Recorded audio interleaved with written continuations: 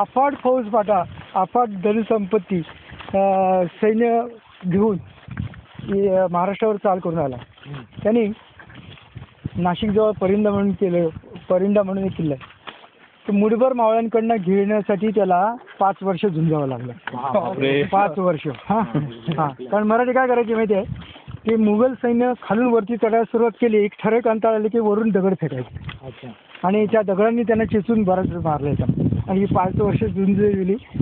शेवटी रसद संपली. त्यामुळे नाईलाजाने गड छत्रीच्या ताब्यात द्यायला लागला. आता औरंगजेबाच्या ताब्यात गड आल्यानंतर औरंगजेबाने आपली माणसं तिथे नेमली.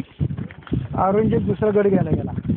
मराठ्याने तोच किल्ला परत गनिमी काव्याने जिंकून घेतला. कुठला हा परिंदा.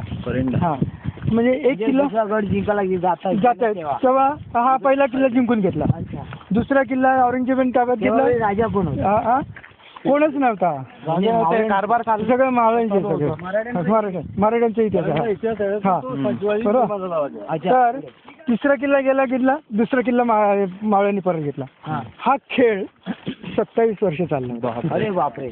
आणि ह्या सगळ्या खेळाला औरंगजेब 27 वर्षापर्यंत औरंगजेब जिवंत होता. हा तो 80 वर्षे जगला महाराष्ट्र. 80 वर्ष. तर महाराजांचं हा.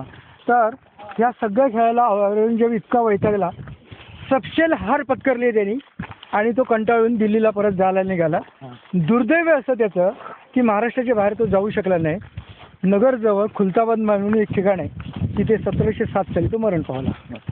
हां, त्याची समाधी आहे तिकडे औरंगजेबाची. मग मराठे नेता नसताना सुद्धा त्यांनी झुंजवलं ना. मराठ्यांचा इतिहास आहे तो सगळा. नेताजी पालकर वगैरे. हां, ॲक्च्युली त्याचं नाव आहे नेतोजी पालकर. तो कर्जतच्या जवळपास चौक म्हणून गाव आहे, त्या गावातला. हां, त्याला प्रति शिवाजी म्हणायचे. तो पण प्रचंड शूर होता म्हणून त्याला प्रति शिवाजी म्हणायचे. परंतु तो औरंगजेबाला जाऊन मिळाला सलाबत खानच्या माध्यमातून. मग त्या औरंगजेबाने त्याला कुली खान नाव दिलं. नमस्कार.